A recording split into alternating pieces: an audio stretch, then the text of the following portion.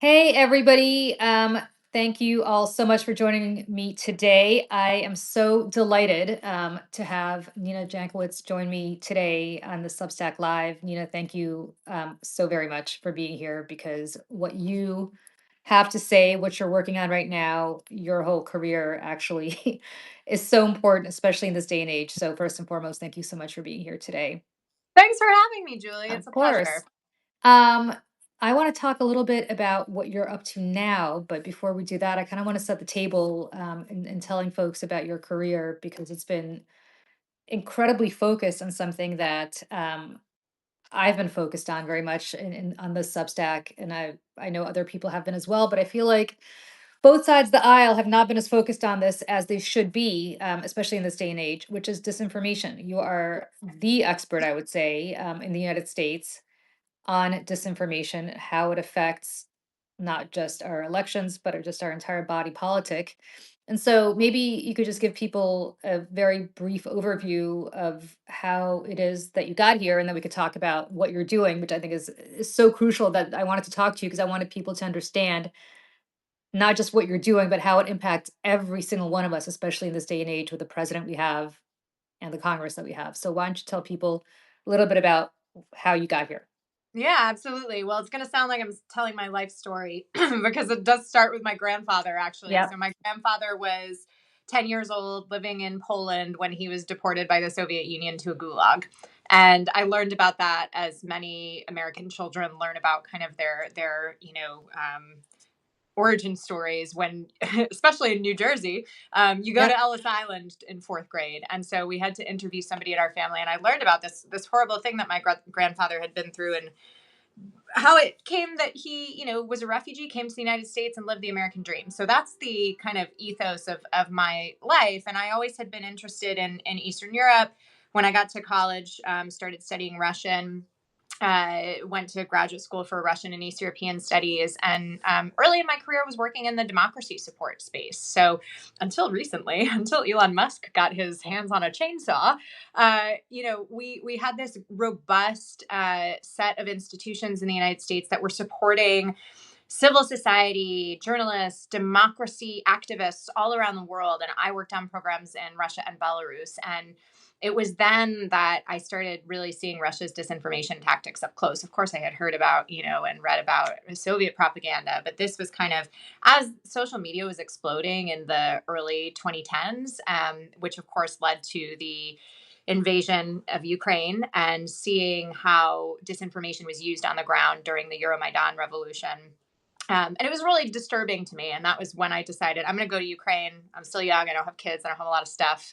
I left my poor husband at home, but that's that's for Well, another day. but talk about that. But talk about that Yeah. before we get to like you saw it up close. I don't think most people understand. Like they hear about Russian disinformation, they hear how they have all these bot farms outside St. Petersburg and so on. But tell me what you saw because I don't think most people understand how expansive it is and how extensive it is and how it affects not just Twitter or whatever it's called now, but how it affects literally like every aspect of our life. So maybe you could just fill people in on that too. Yeah, yeah. Well, in Ukraine, especially back then. So I ended up on the ground in Ukraine in 2016 as Trump was getting elected, which was a crazy time to be there because here's this country that's been dealing not only with a war from Russia for the past 3 years, but also an information war, right? And I was working as a Fulbright fellow, advising the Ministry of Foreign Affairs and the spokesperson there on disinformation. And the spokesperson at the time was a woman named Mariana Betsa. She was one of the highest ranking women, still is, in the Ukrainian foreign ministry.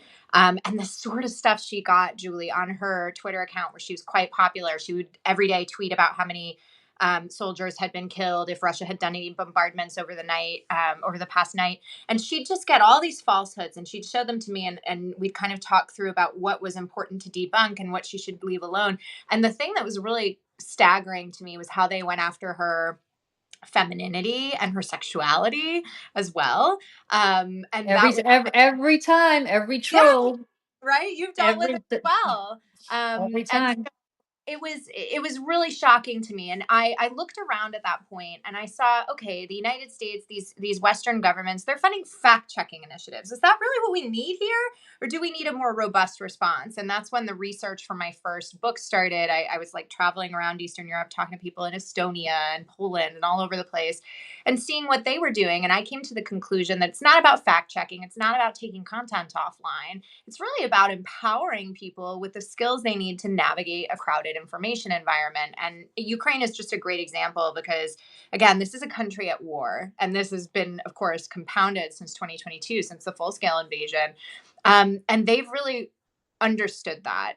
President Zelensky, in particular, has really been able to tell stories in a way that empower people, that keep them informed, but also that don't kind of mince words. And we're Yeah. really missing that in the Democratic Party right now in this political moment. So, anyway, I was in Ukraine and then I did a bunch of think tank work. I have two books, How to Lose the Information War and How to Be a Woman Online.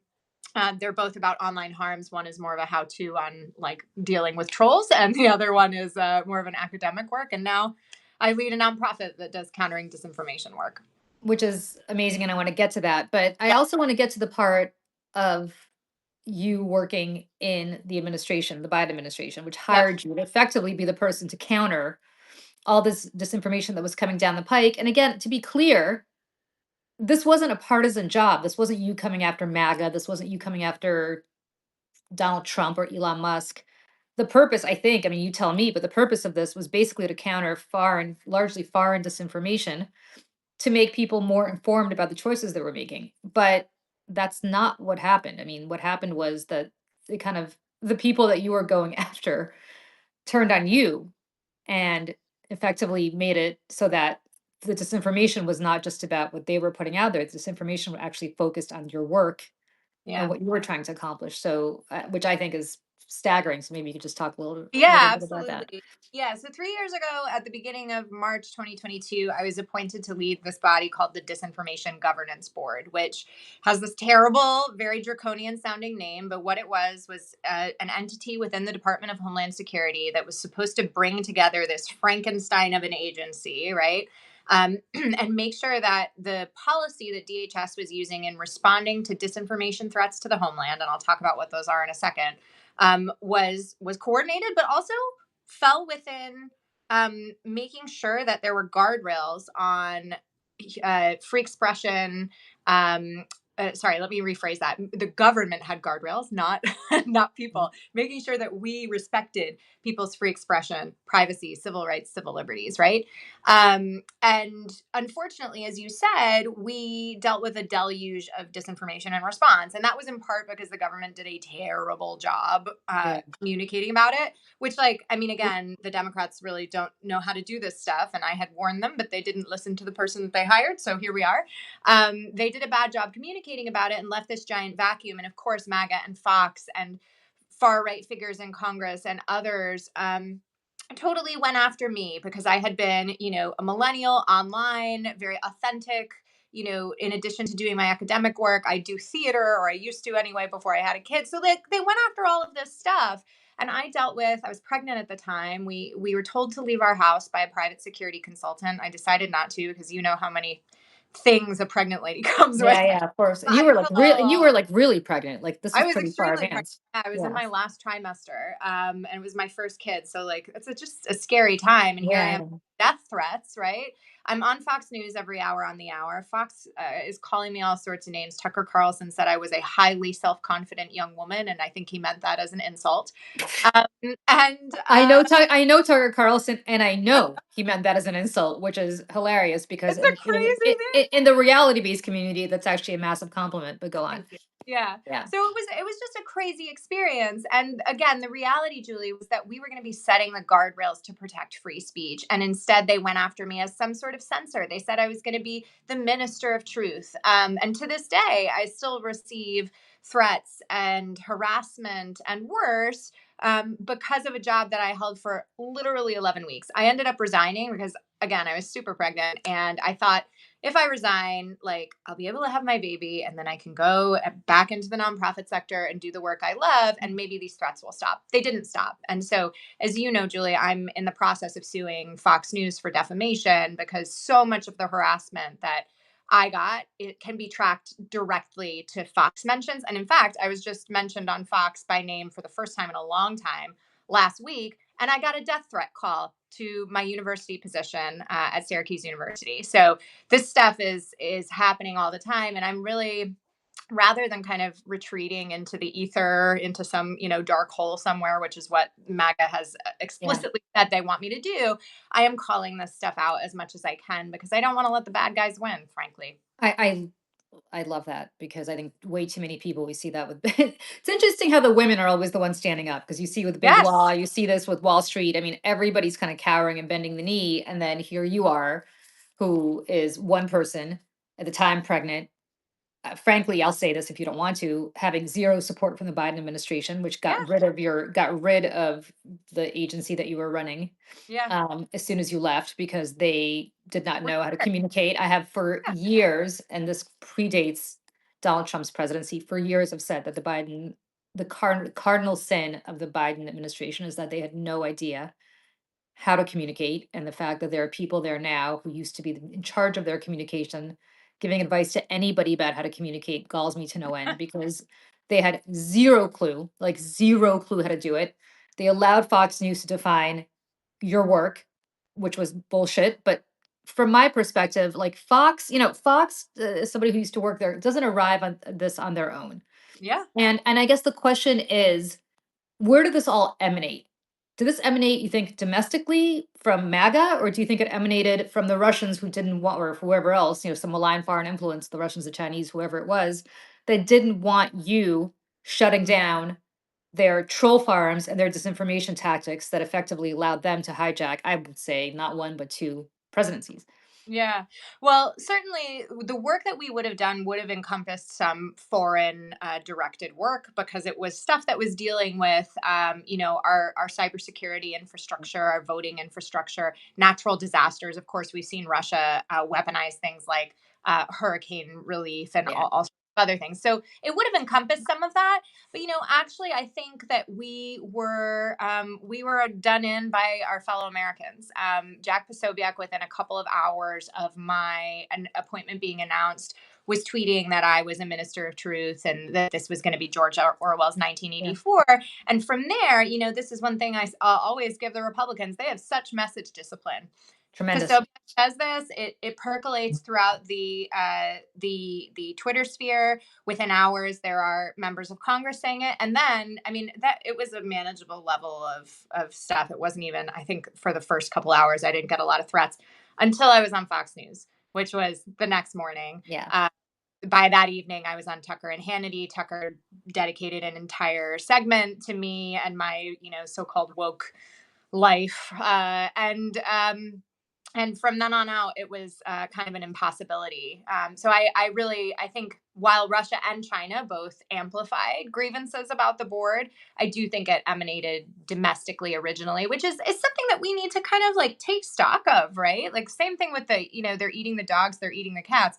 That wasn't Russia. Russia amplified it, absolutely, and that's the way that they often work, taking these real fissures and grievances in our society and amplifying them. But we got to take stock and say, okay, this is something that's happening inside the house, and we're making ourselves weaker. We're making ourselves more ripe for manipulation to our adversaries. And right now, they are absolutely licking their lips. Where does this typically like I'm trying to think of in this, and I'm sure that actually this predates anything that I'm going to talk about now, but like the first kind of crazy conspiracy theory that was just crazy train. It's one thing for Trump to talk about how Obama wasn't born in the United States and all of that, but the really crazy train one was the Pizzagate thing, which I guess goes back to Also, what Jack Posobiec, he yeah. one of the key guys in the Pizzagate So conspiracy theory. so and that just like took off like fire to the point where Mm, like it became kind of dogma in some circles. And then you still had people, I think I was still at Fox then, like Fox didn't talk about it because that was crazy QAnon and they didn't yeah. yet go down this road. But like where does that stuff and like to me, I always assumed do these people like Jack Posobiec, does he work in tandem with somebody like the Russians? Does he come up with this on his own and then it's amplified by the Russians? Do they kind of put it in their ear and then the MAGA kind of QAnon crazies domestically go take out like where does the seed come from I on think this stuff? it depends, depending on the narrative and the specific event. And in my case, there was, I think, somebody who replied to Posobiec's initial tweet about the announcement that had been in Politico Playbook that morning. And again, Dems did a terrible job of describing what it is we were doing. But Posobiec was like, huh, what is this? This looks weird. But he really hadn't passed judgment yet. Somebody replied to him and said, Ministry of Truth. Now, who that user is, I don't know. I think like anybody could have made that comparison Yeah. because the framing that they all operate in. And from there, it really took off. And all of this is, if you're interested in reading the details of this, Bill Adair's new book, Beyond the Big Lie, tells my story in the most detail that anybody has. And he goes back and does kind of this forensic analysis of the tweets and who said what when. It's really Yeah. interesting. But, in other cases, for instance, just this past fall, when we had these crazy claims that protesters, pro-Palestine protesters on college campuses, were being handed checks by George Soros. It should Yeah. sound familiar. Trump has just made that same claim today. We found that started on a 4chan message board. Somebody made that claim. From there, it gained steam. It percolated onto Twitter, and then we had news organizations. I say that with air quotes, like the Washington Examiner, saying, "Oh, Soros is cutting checks for the protesters and buying their tents."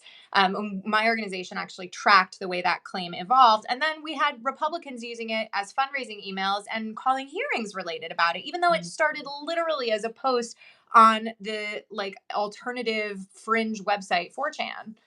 And it's interesting the way it goes, right? Because then it goes from that to the Daily Mail, and then Mm-hmm. the New York Post picks it up. But they'll always be like, yes, as reported, the New York Post will say, as reported in the Daily Mail. The Daily Mail will Yeah. say, reported in the Washington Examiner. And the Washington Examiner just won't say where they reported it.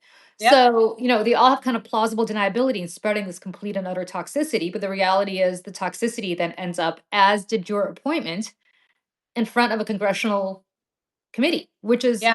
like bonkers to me, although it's good politics for the Republicans. They raise money off of it.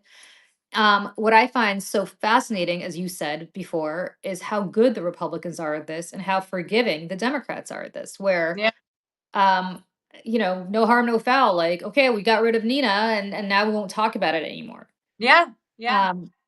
Doesn't matter that there's a body left on the tarmac. Doesn't matter that there are tons of people, as there will be after by the time this whole administration is finished. And at some point, I assume we'll still have some sort of democracy, I hope, in my lifetime, Oh, for there to be some sort of accountability.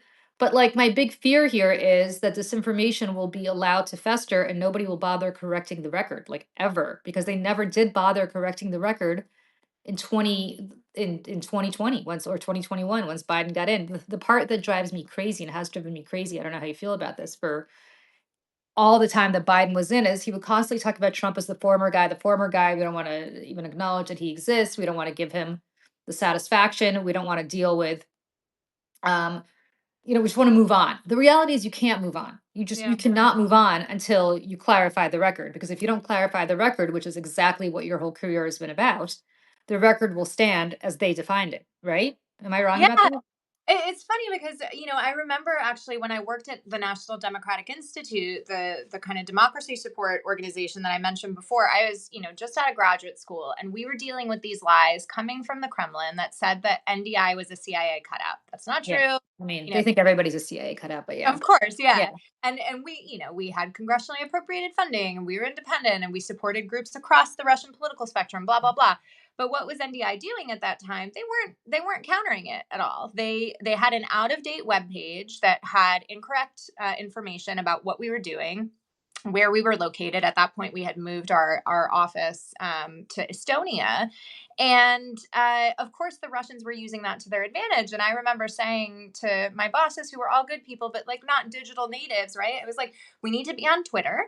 We need to update this webpage, and we need to be doing more offensive communication because we are leaving a giant vacuum. And what is going into that vacuum is lies.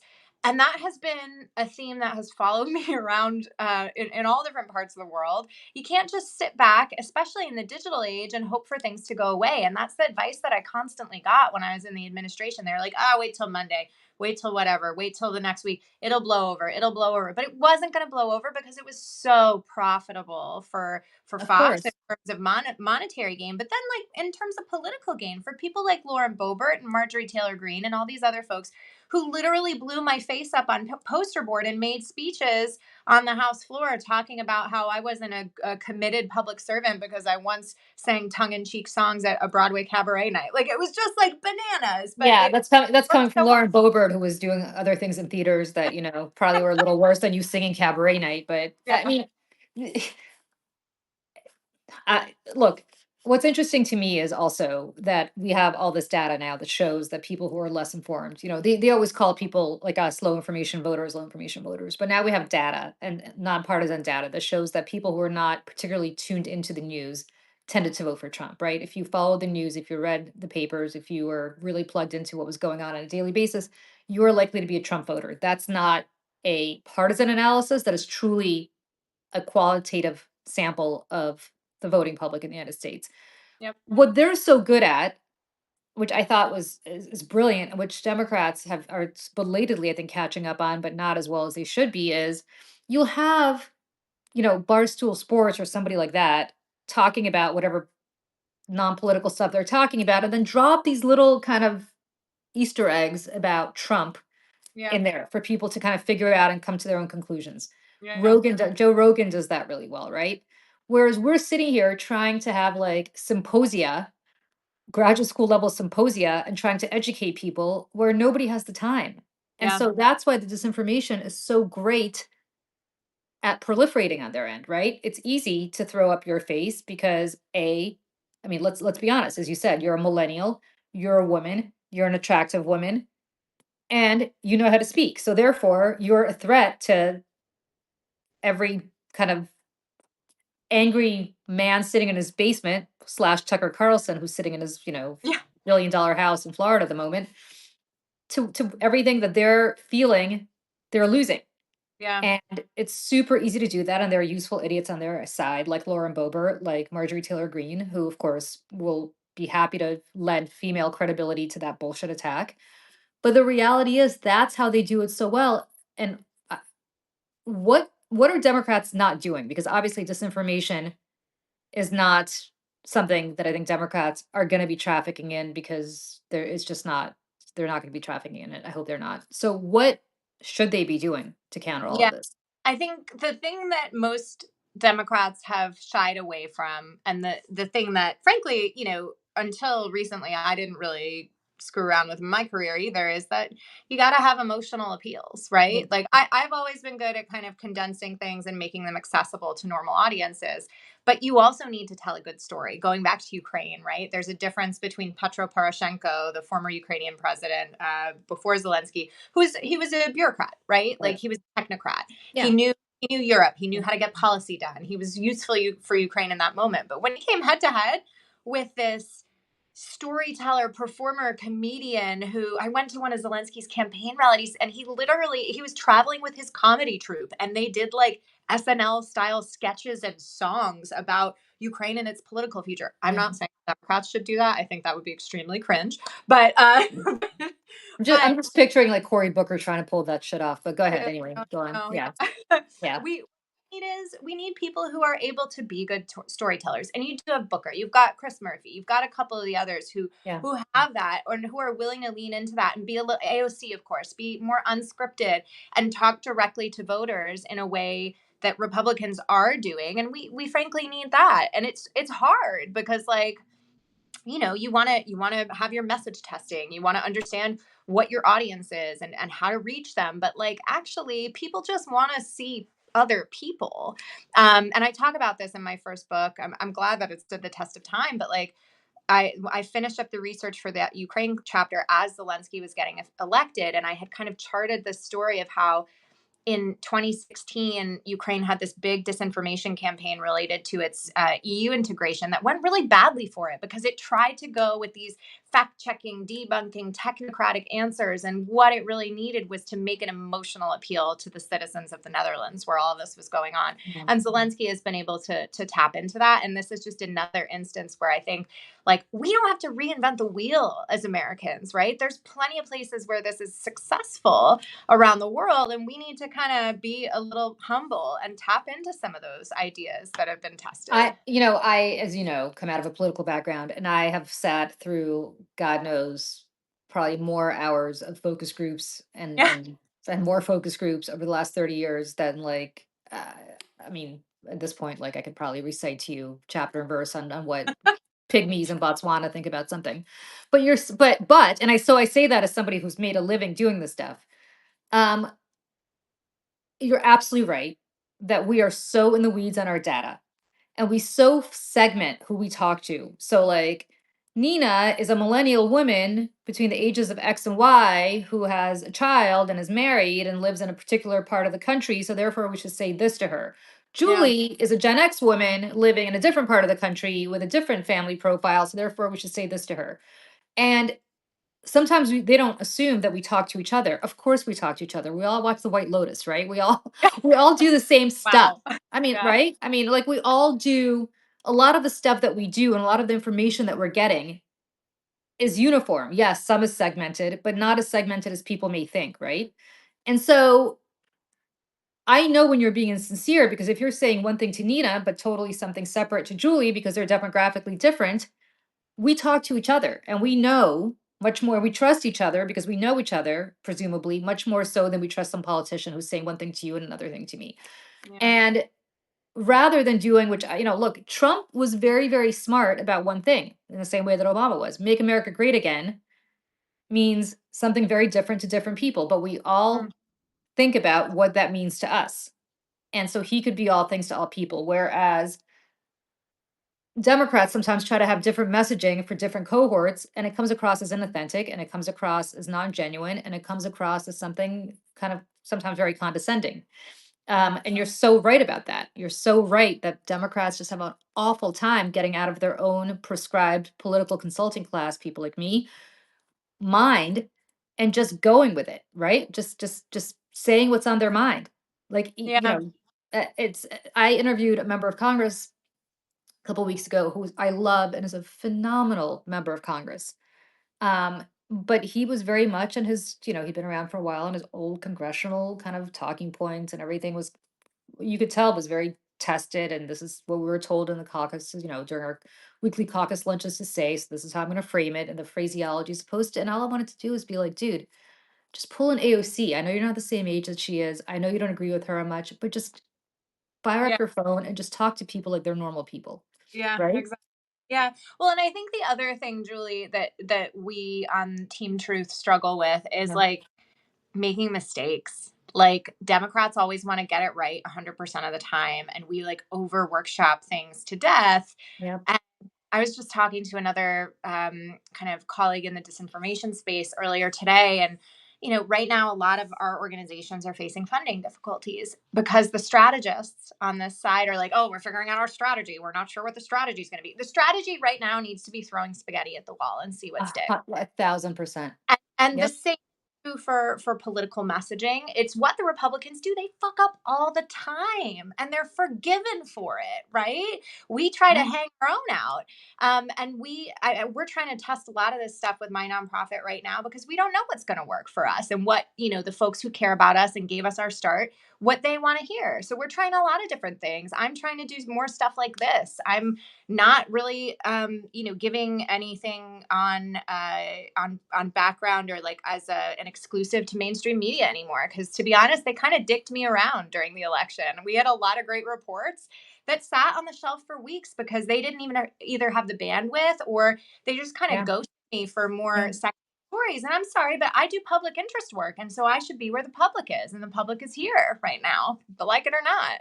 100%. And I'll tell you, because I have friends who work at some like the New York Times doing Mhm. in the democracy section, I guess, of the Times, they're completely overstretched. Like it's like drinking from a fire hose from them. And the reality is, like, I love the Times, but you're only going to get a certain type of person who reads the Times, right? Yep. And Yep. chances are you already have that person. Yeah. Chances Yeah. are. Exactly. Whereas, I was I don't know what you think about this, but I was writing a newsletter for tomorrow, before you and I went live right now, and I was actually going through somebody like Bill Ackman, Mm, who today is out there, or yesterday out there, saying we're gonna have like a thermonuclear war if Trump sticks with these tariffs, and this is gonna be great. awful. And so I was like, all right, let me do a little research on what Bill Ackman said about Joe Biden and Donald Trump when he endorsed Trump back in October. And he did Mm. this, like, the longest tweet in history. It was like 33 points of why Joe Biden sucks. No one needs tweets that long. Yeah, but anyway, but I was reading it and I was like, holy shit, Bill Ackman, who is worth well over $1 billion and has been incredibly successful in his field, sounds like a crazy QAnon conspiracy theorist, so much so that the first response to his 33, it was like the 99 theses or whatever it was that Martin Luther nailed to the door, like whatever, his 33 theses of why why Joe Biden sucks.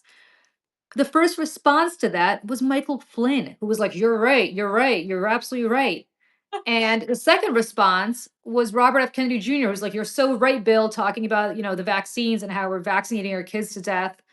And I'm like, you have people who are respected in their field. I'm not suggesting that we should all listen to Bill Ackman, but I mean, like, Jamie Dimon, another one, who in January, talking about tariffs, said everybody should just get over it. It's not going to be bad. If you're panicking about tariffs, you should get over it. Then there's Jamie Dimon yesterday or today tweeting out, like, Armageddon's here. Oh my God. Oh my God. Like, this disinformation has seeped in not just to the people sitting in their basement listening to QAnon, it has Mm, seeped to everybody. When the chairman of JP Morgan Chase in January is saying, yeah, you're all overreacting about the tariffs, Trump's not really going to do this. Under what scenario has anybody paying attention, not taking Trump both literally and seriously anymore? Bill Ackman, under what scenario did you not think that Donald Trump was going to do this? And yet, you have people like at the New York Times, or the mainstream, as I call it, the legacy media, taking all these people seriously like there's some sort of prophets, like they know something that the rest of us don't know. They don't know yeah. shit. Yeah. Yeah. It's so frustrating to me because, when I first met you after I left DHS, we were Yeah. having these conversations, and Yeah. you and on the same page about what was going to happen Yeah. here. And it feels a bit like, I don't know, like I'm Pollyanna and nobody's listening to me, and I've had to like live this personal nightmare for the past 3 years. But look, for example, I found out in December that I was on Kash Patel's enemies list, which of course nobody's calling an enemies list, right? Right. He's saying it's not an enemies list. It was just an appendix, just reference Yeah. material, a list of 60 people he'd like to, indict in some way, Right. shape, or form. He hasn't done it yet, right? But like, what Not kind yet. that we're confirming an FBI director who's creating enemies lists. Like, I'm sorry, is that not the most Soviet fascist thing you've ever seen in your life? Yeah. It's nuts to me. And now the warnings that we were putting out about attacks on the free press, about assaults on civil rights and civil liberties, and the harassment that has just become endemic to our political culture is, people are now saying, "Oh God, you were so right. You were so right. Wish we'd listened to you sooner." And that's Nothing. the folly of this moment. Nothing you said, and again, you and I have known each other for a few years now, but nothing you were saying back then, which predated this particular iteration of the Trump administration, was particularly, like, classified. It's not like you had access to information that you were talking about that everybody else didn't have access to. Like, all you need to do is just connect the dots. And the part Yeah, about the media that pisses me off tremendously is that they were more interested. I remember this New York Times story about your Fox case. They were more interested that you were suing Fox for disinformation about yourself than they yeah, were in the substance of what you were consistently talking about, both in the Biden administration and after you left, which is none of this is by accident. And yeah, all of this was eminently predictable.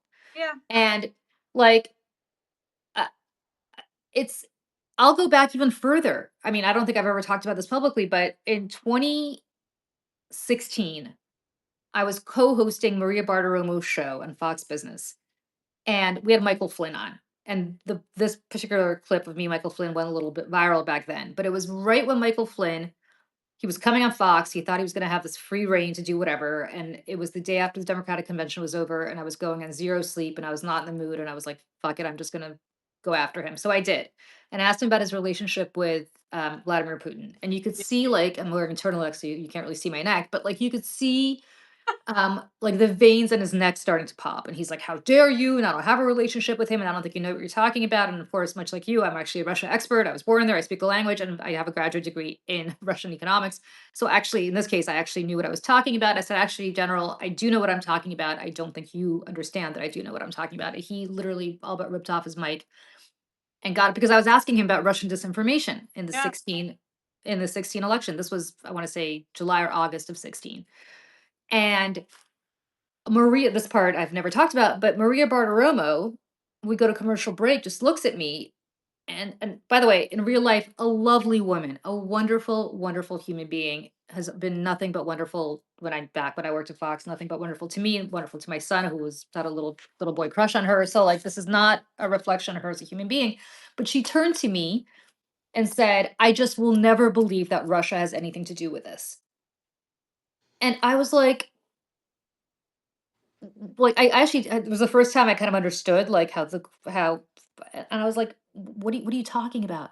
Yeah. Nope, nope, nobody will ever convince me. This Russia hoax, nobody will ever convince me. And I was like, and at that point I was like, okay, we're in deep shit here because this has now jumped from QAnon to somebody who is a reputable at the time, especially. I mean, she's gone really deep into Trump stuff now, but at the time, like a reputable reporter who was on CNBC for like she had a lot of credibility back then. Yeah.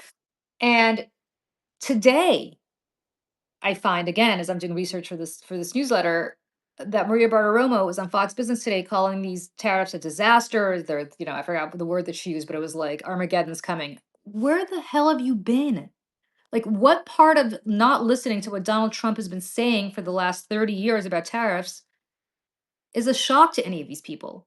And how Mm, much is this disinformation? I guess that's my question for you. How much is this disinformation mm, seep from the people sitting on Twitter all day long into the number one network in America? And let me add, she's not doing this. She didn't say this on the air to me like she actually wanted to do this for ratings. She truly, in 2016, I don't know what she believes now, believed what she was saying, which is that this is not Russia. Russia is not behind any of the WikiLeaks stuff. Russia is not behind any of this.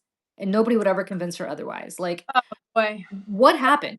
That is a crazy story. I mean, I think, in 2016, a lot can be forgiven of people who kind of didn't believe or buy in because people didn't understand as much about tech as they do now and the way Mm, that we're by tech.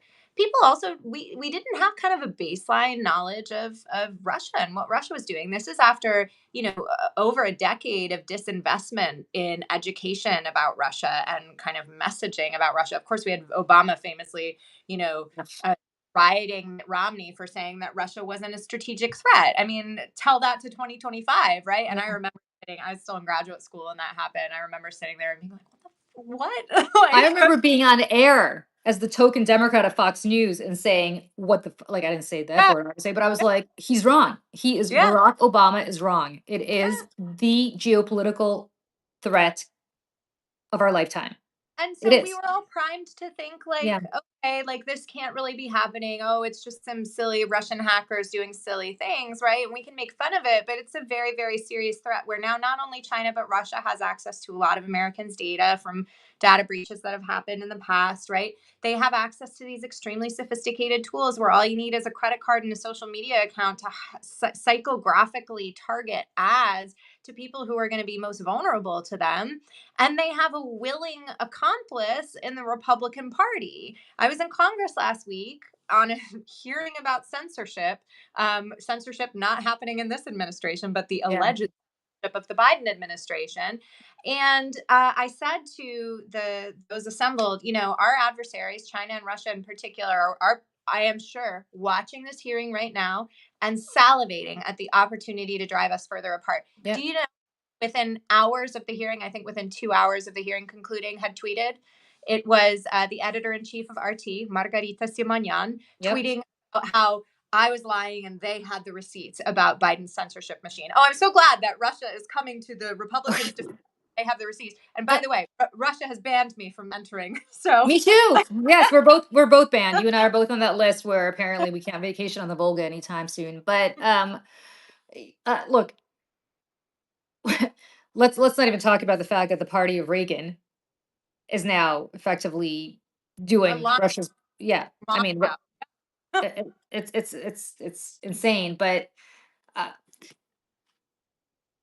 I I don't. What's just completely shocking to me about all of this consistently is that they're hauling you up to the hill because it's good for ratings and it's good for whatever. But I'm starting to think that it's actually not just a political ploy. That's kind of like the cherry on top. They believe this stuff. They're actually bought into this stuff. And these are the people who have access to our intelligence. Mm. And the other question I really had for you, which I think I almost don't want to know the answer to, but I guess I'll ask so I can scare the bejesus out of everybody watching right now, is now that Vladimir Putin's phone friend Elon Musk has access to all of our social security numbers and other data, how convinced are you that that data is now in the hands of foreign powers, foreign adversaries?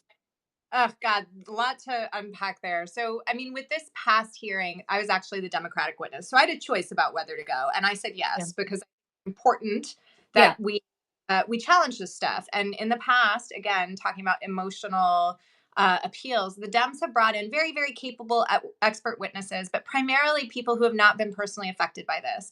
And I have a story that I can tell. I'm also an expert, and I can throw back in Mm. the Republicans' faces. This is the current geopolitical threat that we are facing that you are ignoring in favor of this conspiracy theory that has now defunded, by the way, most of our apparatus that was responding to state adversary disinformation. So, Yep. they're doing it. I think a lot of them do believe it. I had a viral moment from the hearing was Keith Self, a Republican from Texas, I believe, who had this crazy question line where he was trying to build up to a Goebbels quote and call I, me s- Goebbels. I saw that. I And he saw that. had job. He asked me a very like I couldn't comprehend his question. I like was like, I don't know what you're talking about, sir, and like this is my Yeah. belief. I think the state's role is in communicating. And he just couldn't get me where he needed to get me. And so rather than abandon the question line, he just reads a Goebbels And line then and got says, up and left, right? yes, yes. It was just the most bizarre thing. And he doesn't recognize A, how that's going to play out. Like, B, if you need to explain why you're quoting a Nazi propagandist, maybe don't explain why you're quoting a is. And see, I really think he did think I was going to show up and be this crazy censorship lady because that's Yeah. what he's told. That's all he's seen. And when he was faced with the real life version of me, he didn't know what to do. And so that I think is it's actually a real moment for hope because like that means that if we go up and challenge folks, whether it's in a hearing or at a town hall, right? These folks aren't ready for that. They're And not so that good. That's the one other thing. We're not that good, but they're not that good either. Yeah. so that's that part. On the Elon Musk question, I'm really worried about this. I'm actually less worried that Elon is like handing this stuff over willingly, although I wouldn't put it past him. I am worried that these Doge bros are going in, and in order to get access to the sensitive data that they are getting access to, they are having to dismantle the security systems Yeah. that are compartmentalized on purpose so that only certain people have access to certain data, right? In particular with the IRS data and social security data. That is the scariest part to me. And so all these defenses are coming down and our adversaries are absolutely going in there and poking for holes. They're trying to find any way in that they can. Even just silly things like Elon Musk's "What did you do? 5 things you did this week" email. I mean, that is an operational security nightmare. I met with this person. I did this. I report to this. They're essentially mapping out the entire, hierarchical structure of the federal government in Yeah. every agency, which is information I'm sure that folks in Moscow and Beijing would love to get their hands on. And we've just given it to them or we've tweeted it out, as you might say, right? It's really disturbing the lack of professionalism and seriousness. Not to mention the fucking signal thing. Sorry, two girls from New Jersey. We're just dropping f I know, bombs left. right? Yeah. I don't, Sorry. you know what? I don't give a shit anymore. I'm so beyond censoring myself on this stuff. If you can't drop the F bomb about everything that's happening now, then there's no reason why the F word should have been invented. Exactly. Yeah. Not consider that. Yeah. I like, give me a break. Yeah. The Moscow envoy was in Russia when he was accessing that stuff. I mean, Signal is secure, and I love it, and it's great, and everybody should use it. But if you're adding journalists to the from the Atlantic, the editor in chief, by accident, fat thumbing Jeffrey Goldberg in Goldberg. that, what are you doing? But What are you? let's even back up. Steve Witkoff, who has said American envoy sitting in the Kremlin, P.S. does not have a role in this government. No. He is a real estate investor, whatever the hell he is. He has never had to submit to any kind of security clearance, from what I can tell. He's never had to disclose any financial conflicts of interest he might have. He is sitting there meeting in the Kremlin with Vladimir Putin as Pete Hegseth is texting military plans about attacking the Houthis in real time. But wait, it's all okay because Steve Witkoff says, "What kind of moron do you think I am? I would never take my personal cell phone with me to the Kremlin. I left that behind in the United States, and that's where those plans were being texted." I mean, if I'm sitting there and I'm the GRU or I'm the whoever or the chat, I'm like, fantastic. So this idiot has a personal cell phone, which will be this easy to penetrate. We're Yeah. already in it, and we have everything that we need going forward. Yeah. It's shocking. It's really Yeah, shocking. You also brought up the security clearances and the ethics clearances. I mean, that as somebody who had to deal with even when I was an intern at the State yeah, Department, a grueling security clearance process. Elon Musk, they say that he has a security clearance, but as a special government employee, he doesn't need a whole lot. He also hasn't done the same ethics disclosures that every single government employee above a certain level has to do. And I had to sit there for my 11 weeks in government. I had to fill out this form, which yeah. is now anybody can look it up if they want to. More about me and my personal life and my finances is on the internet than the richest man in the world who is now controlling the federal government. It really grinds my gears in a way that, like, Well, what how can this be happening? and also, and also, Elon Musk's own lawyers at SpaceX told him not to apply for top secret clearance pre-Trump administration because of two reasons. One is his extensive drug use, to which he's Yeah, admitted. And so he's admitted to part of it. Other parts of it have been pieced together by people who've attended parties with him. And then the other thing is obviously his relationships with people who are hostile to this country, including yeah. these regular phone calls with Vladimir Putin. I want to talk a little bit before, because we don't have much time left. I want to talk a little bit about what you're doing now, Mm. about the American Sunlight Project, because it's very important. And so just tell folks about what you're up to. Yeah, so around this time last year is when we launched. I had kind of a year and a half after I left government. My kid was a little older. I had filed my Fox suit. I had dealt with a bunch of other legal threats at deposition in Congress, and I kind of put my head above the parapet and I said, things are not good here, and I am not seeing the type of work that I think needs to be done in the disinformation space getting done. I'm also not seeing people defending disinformation researchers. And by the way, I am not the only person this has happened to. There have been closures of research institutes, including at Stanford, harassment of people all across the United States who work on these issues, both public harassment and congressional and legal harassment that is meant to keep us buried and meant to keep us away from our work. And I said, I want to try to solve that problem. If not solve it, I want to mitigate it. Right. And so American Sunlight Project is increasing the cost of lies that undermine democracy. And we kind of define that very broadly. Um, my testimony last week before Congress, not only did I call out Republican hypocrisy on free speech, but I stood there and I defended the work that has kept our country safe, the public interest work that has kept our country safe over the last decade. That was really important for me to do. But we've also done a whole bunch of research on public interest issues, including Russian disinformation. We uncovered thousands of Russian bots still active on Twitter, despite the fact that Elon Musk has such an interest in ridding the platform of bots. We just put out a report on how Russia is using a content aggregation network to groom chatbots, LLM chatbots, so AI chatbots, to spit out Russian propaganda, which is really scary and just gets us into this whole, as Cory Doctorow calls it, inshitification of the internet, right? Like, Right. going bad. It's never going to be good again. And now AI chatbots are spitting out Russian propaganda with abandon.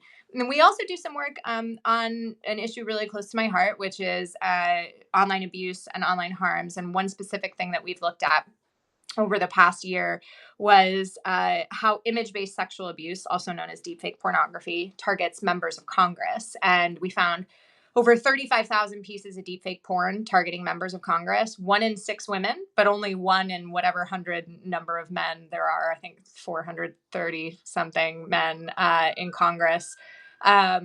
Had deepfake porn of them. And when we put this report out in December, it got the take it down resolution or act, sorry, bill. It's not an act yet, hopefully soon, included in the continuing resolution. So essentially, criminalizing deepfake pornography and encouraging the platforms to do more to get it taken down, which is so important because this is something that has happened to me, but it happens to women in public life. It's also happening to teenage girls, right? Yeah, absolutely, which is terrifying if you And have it's a a daughter. Yeah. problem too, because Russia is sure as shit's using this stuff. So is Yeah. China.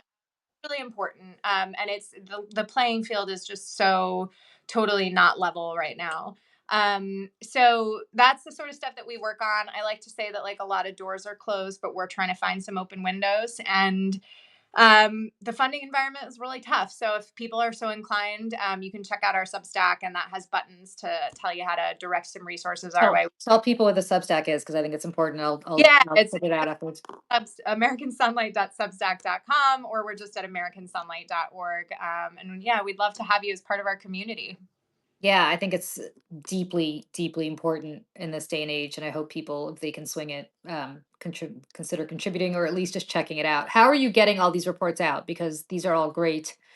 Um, these are all great things to obviously look into, but as we know, nobody's going to sit there and read a full report or has time. So, what are you guys doing to get it out, other So than talking about things on Substack like this? yeah, we've changed our strategy a little bit. Like I said, we were focused in our first year a little bit more on mainstream media, and now in 2025, in this Trump 2.0 era, we're doing a lot more vertical video. We do a lot of podcasts. I spend probably, I don't know, 50% of my time doing media appearances. So Right. part of what we do, but I'm heading into a slightly calmer period. And I was just looking at my goals this morning and thinking about, I'm going to definitely keep writing. I love writing, but I want to make more vertical video. And I think that's where, things are really going to, it really encapsulating things into 90 seconds or less and educating people that way, I think is how we're going to get more people on board and kind of get them to join the movement. So that's what we're trying. And who knows, we might fail, but I am dedicated to throwing spaghetti at the wall and seeing what sticks. I think this is the perfect time to do it because nobody else seems to be having a clue as to what to do. And the beauty of where we are as Democrats is there's zero leadership emanating from our leaders at the moment, with a few exceptions. So everybody can try what they want and see what happens. I mean, look, I wish there was some master plan, but I think we both know there is no master plan. There was no master plan during the Biden administration either. And it breaks my Master heart in the world. what did you say? Be the Missed it. master man you wish to Yeah, see in. yeah, exactly. Be the master plan you wish to see in the world. Absolutely, because there is none. Um, and by the way, nobody's going to have your back. You got to have your own, as Nina so aptly put it, because you were doing work that I truly believe. You can't say this because that would sound crazy coming from you, but I truly believe this. I mean, with every fiber of my being, you were doing work that would have made this country safer, this democracy stronger, and might have prevented the nightmare we're living now. And the fact that it only lasted 11 weeks in a Democratic administration, and the fact that that Democratic administration actually gave a rat's ass about what Fox News was saying Yeah, and the pushback they were getting is offensive. And it absolutely underscores why we're here today. I mean, it's insane. I cannot imagine that Donald Trump would ever care or has ever cared what Rachel Maddow has said about Cash Patel or or I mean, I don't even know where to begin. Every single Pete had said, Robert F. Kennedy Jr., name it, every member of his himself, every member of his cabinet. They just plow ahead with yeah, really nefarious stuff. Meanwhile, you were actually trying to do something that they knew was critically important. It's not like they're sitting in the White House saying, "Oh, Nina's work's not that critical." They knew how critical it was, or they should have known. They did know that's even scarier. They should have known how critical it is, yeah. and yet nothing. And so I'm I'm I've been furious about that even before I met you, before I realized, but when I read about it, when I read about the story, and I continue to be furious about it, you guys, we cannot make this mistake again. That's all I'm gonna say before we end the show. We cannot make this mistake again. We have to go on the offense. we have to fight their disinformation, as you said, with Team Truth, which is a great name for who we should be, because the truth actually has the added benefit of being more about what we're about than what they're Yeah, about. And I yeah. think that's important. Yeah. Also So, kindness, right? Get having people's backs, which I think could have gone a long way in 2022, yeah. 3 years ago when I was going through what I was going through. And that is what I try to make core to everything I do. So just being nice to each other is a radical act these days. And I so appreciate your support, Julie. It means a lot. Yeah, and I mean, the one thing I will say in addition to that is like, I I don't think we have time to sit there and have fights amongst each other about Mm, stuff. Because as you pointed out, a lot of people are throwing shit at the wall to see what sticks. And some of it's going to be good and some of it's not going to be good. And the yeah. stuff that's not good should not be criticized for sucking. It should be an experiment that didn't work out so that we learn Yep. our lesson next time.